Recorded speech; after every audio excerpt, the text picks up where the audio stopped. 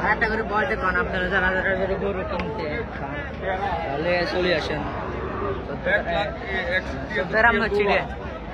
কুমিল্লা মিশনে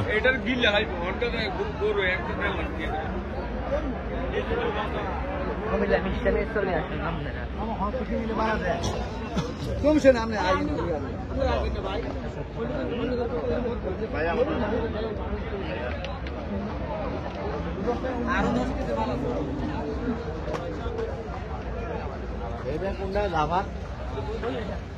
বাজারের হাইস গরু